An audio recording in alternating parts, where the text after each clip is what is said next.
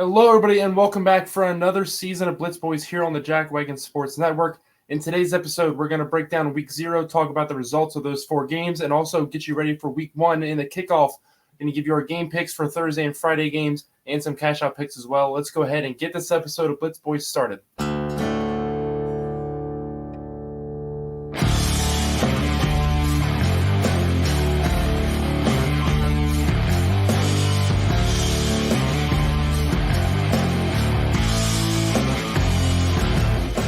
All right, before we get into Week 0, let's go ahead, and if you missed this on Saturday, we're just going to go through what our content schedule in 2024 is going to look like. So first up, obviously, you have Blitz Boys. This is going to come out every Thursday morning. We're going to break down the previous week and get you ready for the upcoming week ahead. On Saturday morning, we're having our Out of the Tunnel show again. We kicked it off this past week for Week 0. If you missed our season previews, we gave you conference championship predictions, record predictions, playoff predictions, all that stuff. That's going to be in that episode of Out of the Tunnel. So make sure you go check that out if you're looking for those picks. On Monday, starting after Week 1, we're going to bring you the college football stock market. That's where we tell you teams that we're buying into, selling off on, or putting a hold on based on previous results and what their future outlook looks like, whether it be for the season, just a bowl game, possibly playoff hopes, all that fun stuff. And then on Tuesday, we're going to do our college football weekly awards. That's where we give you picks for our best offense, defense, team, moment, game, all that stuff. So make sure you guys check those out as they come out through the upcoming weeks. Again, here's a preview of our schedule, and we hope you guys check out all those videos as well. And like I said, if you want to see our season preview predictions and all that stuff for the upcoming season, make sure you go check out the last episode of Out of the Tunnel previewing Week 0. Let's go ahead and let's wrap up Week 0, speaking of it. And it was a fantastic week of football. I really had a lot of fun watching it. We had 4 fantastic games. The Delaware State-Hawaii game was obviously the biggest kind of score difference there. But Delaware State had the game tied at 14 late. We're going to look at our cash-out picks here in a minute, but let's go ahead and start with Georgia Tech and Florida State. And what a way to start the season. 2 teams in Ireland from the ACC. And we knew it was going to be good. There was a lot of hype around this game going in. Florida State still came in as a 10.5-point favorite, and Georgia Tech took it to them. Absolutely impressive what they were able to do on the ground. We knew last year that they were very good at running the football, but they turned around this year, and they're doing the same exact thing. Their defense looked much better than what it did last year. That was kind of their Achilles heel. They were so good at running the ball, but they were very bad at stopping the run, and they fixed a lot of those issues. DJU, as ESPN called him 50,000 times, and I get it, saying Uiagalelei 50 times and throughout the game can be a lot. The first 3 times I heard it, I was like, are we just going to call him that now? And then, the brain starts to work a little bit more, and it clicked, and it's fine. But regardless, did not look stellar. There was a stat heading into halftime. He only had 2 incompletions, but he averaged negative 0.1 air yards on all of those completions to that point. Did not look great. He had some flashes in the second half. I really feel like it was more of Florida State's offense, and that's what they were throwing those quick screens to the outside, trying to get the ball out away from those aggressive Georgia Tech defensive linemen. And it worked at times. It didn't work at times, but credit to Georgia Tech's defense.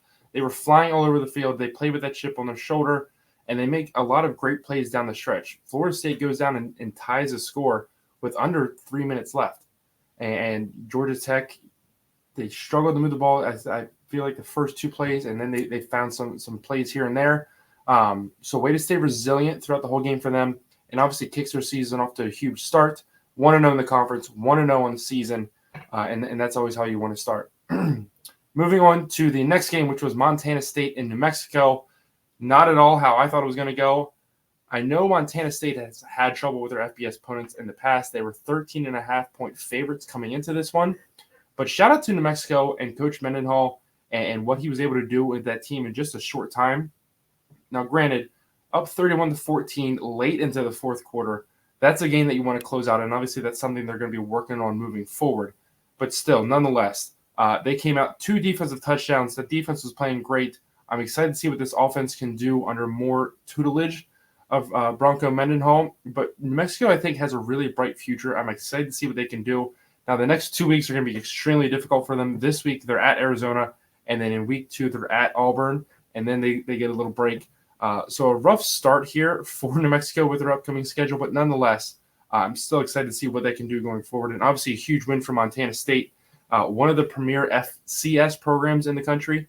And anytime that you can travel on the road and beat an FBS program, no matter what you think of that FBS program, it's a huge boost for your confidence moving forward. We got some FCS teams playing again this week. North Dakota State, who we're going to talk about in a little bit. We also have South Dakota State, and we're going to talk about them on Saturday, so make sure you tune in for that as we talk about them taking on Oklahoma State. Nonetheless, fantastic game. Montana State scores to take the lead with under a minute left. Thrilling game, came down to the wire. A ton of fun. Both games to start week 0 delivered on the thrill meter. And then we went to SMU at Nevada. And me and everybody else included thought SMU was just going to roll over Nevada. SMU is a 27.5-point favorite. If you look back and we'll talk about our cash out picks for week 0, I took the over. I thought SMU's offense was going to roll and their defense would struggle at times, letting Nevada kind of get some points, therefore hitting the over. SMU's defense did not struggle all that much. They got a few key stops. Their offense was really, really struggling. Shout out to Nevada and that amazing defense. They played out of their minds. My whole outlook on Nevada's upcoming season has changed. If you look back at the season preview, I had them winning maybe 1-2 games throughout the entire season as a whole. And if they can play like they did in that SMU game, who knows? They can turn on and compete for the Mountain West this year.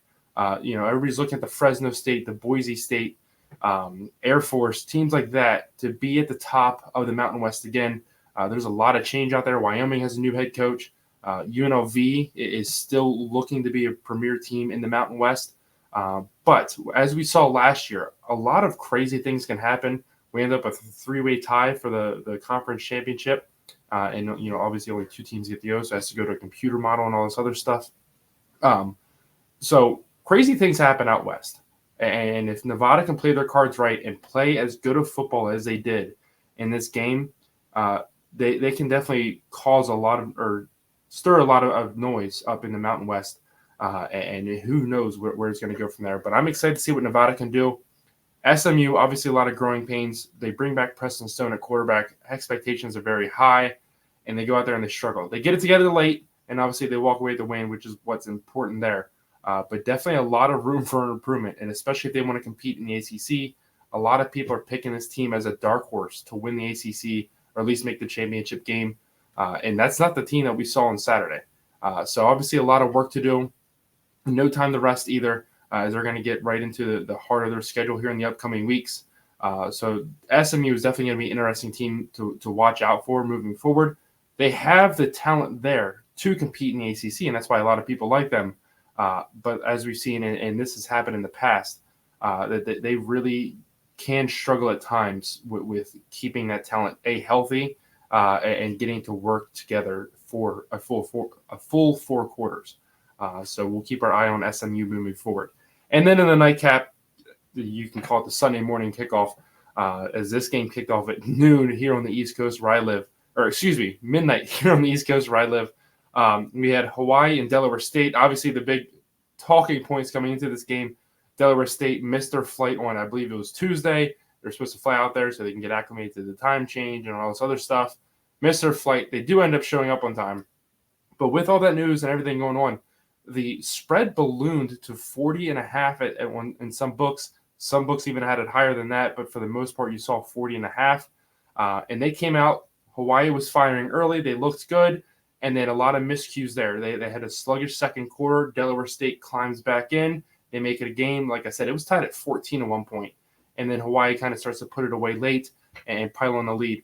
But definitely did not get close to that 40.5 point spread where it was at. So credit to Delaware State for everything that happened to them leading up to the travel out there, but also to travel that super long distance to Hawaii. You're not only going across the entire continental United States, but you're traveling across half the Pacific Ocean to get to the islands of Hawaii, and they go out there. And it sucks when you go out there and you lose, but to put up the respectable performance that they did when absolutely nobody was looking at them to even make this a close game speaks a lot to the team. So we wish them the best of luck moving forward. Excited to see what they can do at the HBCU level and across the FCS as a whole. Hawaii, I do have a lot of hope for them. Obviously, they start off their season 1-0, which is better than what they've done the past couple seasons. They had that home and away with Vanderbilt. and Vanderbilt really took care of them both years. They almost came back last year and won, thanks to some lucky onside kicks there late. But nonetheless, you start your season 1-0, and now you have UCLA coming to town. And that's a game I'm really looking forward to for Hawaii. Obviously, they've already played a game in week 0 here. UCLA, a new head coach, a lot of turnover on that roster, and now you got to travel out to Hawaii. So Hawaii gets another home game. Hawaii's already had kind of their tune-up, and they're ready to go. That's definitely going to be an interesting game to watch. And if Hawaii can walk away with a huge win there, again, we're talking about the Mountain West and looking for what they can do this season. Across the board, if Hawaii can get off to a quick 2-0 start, they might be able to make some noise in that conference as well. And we could be heading for even more, turmoil and everything happening in this conference. And the Mountain West is going to be so much fun to watch this upcoming season. I'm excited to keep tabs on it moving forward. Let's go ahead and look at how our cash out picks did this past week. 3-1 to start the season. Huge. Happy with that. We were 3 points away from hitting the over. It ended at 53. Over under was 55.5 when we put it in. But nonetheless, it's great to walk away with a winning weekend, and we're sitting here at 3-1 after 1 week. Georgia Tech covered for us. New Mexico covered for us, and Delaware State, we did take them to cover the 40.5-point spread, which they did. So that was great. So hopefully we can keep this rolling. We're going to give you some cash out picks for the Thursday and Friday week 1 games here coming up in just a few minutes. And then head-to-head picks, I did not make a graphic for this, but we did pretty good there as well. We took Florida State to win. They did not. That was our 1 loss. And then we had Montana State, SMU, and Hawaii winning. They all won, and so we go 3-1 in the head-to-head picks as well. Let's go ahead and get ready to talk about this week's games. And so first up, we're going to give you our cash out picks for Thursday and Friday. I got 3 picks for you upcoming. UNC at Minnesota. I'm going to take the under here. Minnesota's offense, I don't have a lot of faith in. A lot of question marks out there around that team. They've never really been a high-scoring offense as well. UNC's defense has obviously had its well-documented struggles in the past, but they fired Gene Chizik. They're bringing in a new defensive coordinator. We'll have to see what he does there. But also, we look at UNC's offense, a lot of turnover there as well. Drake May is off to the NFL. They lose a lot of talent, and so a lot of unknowns there in what their production can be for not only just the entire season, but throughout the game as well. Another thing, I'm going to be leaning a lot of unders this season, at least to start the college football season, I feel like, is because going back and watching that Florida State-Georgia Tech game, both teams had 7 possessions in that entire game. And with the new clock rules and the clock running a lot, and then you get the 2-minute warning and all this other stuff, I'm expecting it taking a little bit for teams to get used to that, and not the offenses, especially this first couple weeks, are going to struggle to get clicking here. It's very rare that you see offenses coming out and just putting up stellar performances from week 1 through the rest of the season. It usually takes, even if they do get it going in that first game of the year, it usually takes the first couple of drives. They're going to stumble here or there. Even if they come out that very first drive, they march right down the field and score, like we saw with Florida State and Georgia Tech. Right after that, we saw both offenses start to struggle a little bit, and defenses make their adjustments. So I especially to start the season, I'm going to like a lot of unders, especially with teams whose offenses have a lot of question marks. And also, when you look at Minnesota, they are a run-heavy team. Especially last season, their bread and butter the entire season was running the ball. Their passing offense was not that great. I'm expecting more of the same. And so I think Minnesota is going to milk a lot of the clock, and I expect this to be a nice low-scoring game. Moving on to North Dakota State, Colorado. Everybody is loving North Dakota State plus 9.5. If it was 10.5, I would probably take it. I see it being at least a 10-point game, if not closer. I think North Dakota State can absolutely go in and beat Colorado. But I don't feel confident enough in that line or taking any money lines there. What I do like here, though, is, again, the under. It's at 60.5, and everybody is pointing to Colorado's offense and how quick they can move down the ball and how fast they can score, and that's great. But you look at North Dakota State. Again, bread and butter is the run. They will just mash the ball down your throat and bleed that clock off. And I really feel like with that, this is going to be a low-scoring game. North Dakota State also has a fantastic defense. I can see this being an offensive stalemate to get started. And it's going to take a little bit for these offenses to break through, especially Colorado's. I think there's a lot once you start going live head-to-head against an opponent and not just, your scout team defense or, in practices. Some teams do go first, best on best. There's still a different element when you play against another team and seeing what they're going to throw at you scheme-wise and all this other stuff. I see this being a stalemate early. I don't see a lot of points being scored in this one. So I'm going to take under 60.5. I feel like that's a really high line. And again, I kind of get it because of what people are expecting from Colorado's offense. I think North Dakota State's offense, though, can milk enough of that clock. And again, I can see their defense giving Colorado's offense fits, especially early. So I like the under in that game. And then our third and final pick, we're going to go to Friday. This is going to be a very late game on Friday. We got TCU at Stanford. I like Stanford plus 9.5. TCU, ups and downs last year, coming off of that, that playoff hangover. Still don't have a lot of faith in that TCU team as a whole. Stanford, they're going into the second year under their new head coach. They had flashes of promise last year, much like TCU. TCU had games where they looked really good, and then they had games where they looked horrible, and Stanford was the same way. And one of the games they looked really good is that Colorado game where they were down 29 points. They stormed back and they win it in triple overtime.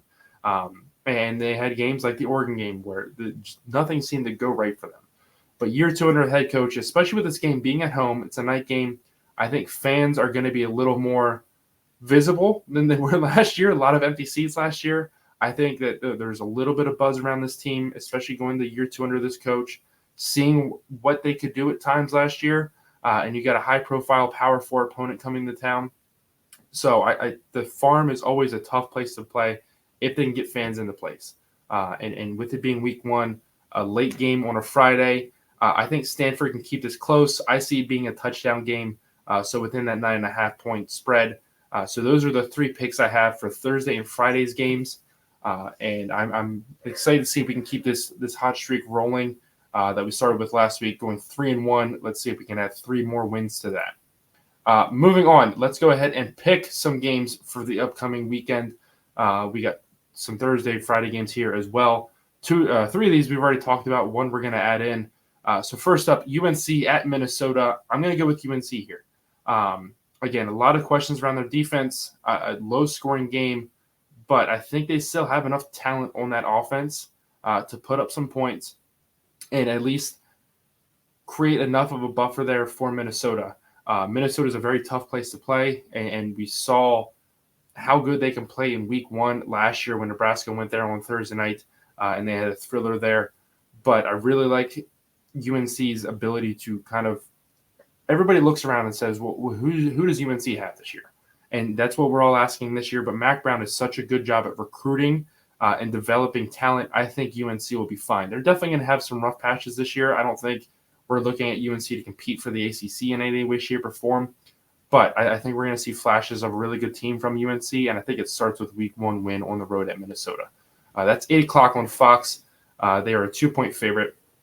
Moving on, North Dakota State at Colorado. Again, kind of talked in depth about this game already and what I'm expecting from both teams. I like this to be close, but I still like Colorado and just the wealth of talent that they have at the skill possessions on offense. I think it's enough for them to pull out a win at home and get their season started off on the right track before next week. They have a ridiculously tough road test on the road at Nebraska. That's going to be a lot of fun to watch, and it's going to be very difficult for this team to get. I don't think they're going to get caught looking ahead. I think that they're listening to enough noise right now, and at the end of the day, they have Travis Hunter, who I think is a huge game changer for them. So I think Colorado has just enough to get this done at home. Huge group of 5 game. We have Coastal Carolina at Jacksonville State. 2 teams. We picked Coastal Carolina to win or make the championship game for the Sun Belt. Jacksonville State is looking to compete and get into Conference USA contention here. Coming off a magical, first year fully in the FBS system, and they looked great throughout the entire season. Coastal Carolina, they lose Grayson McCall. He transfers to NC State, so a lot of uncertainty there. I think the main thing in this game is just Jacksonville State being at home. I'm going to give them the home field advantage here, and I think that's what helps them pick up the win. So I'm going to take the Gamecocks in that one. And then last but not least, TCU at Stanford. Kind of already talked about this one a little bit and how difficult it is to go to the farm and win. I still think TCU just has a little bit more talent than Stanford. Stanford is bringing back some great players from last year. And like I said, year 2 under the head coach. Nonetheless, I think TCU is just a little bit better, depth-wise and across the board than what I think Stanford is right now. So I'm going to give TCU the edge on the road. So those are our picks for the Thursday and Friday upcoming games. Drop a comment down below. Who do you have winning these games? We're excited to get into the full week 1 of college football. That'll do it for our episode this week of Blitz Boys. Excited to come back next week. Don't forget, on Monday, we're going to be dropping the college football stock market. Tuesday is the awards. And then Thursday, we're right back here with Blitz Boys. But Saturday, 8 a.m. Is the week 1 episode of Out of the Tunnel. We're excited to bring that to you guys every single week moving forward. We will be at Nick's wedding, so it will be a pre-recorded episode. And I said that news on Saturday. First of all, congratulations to Nick. We're so happy for him. So we're going to be at his wedding on Saturday. There will be some due to traveling, and I'm going to be going to a lot of games out of town this year. Not sure if I can make it work with a live show every Saturday morning, so there will be some episodes this year that we pre-record and release. But they all go live Saturday morning at 8 a.m., and we're excited to bring that to you every single week this season.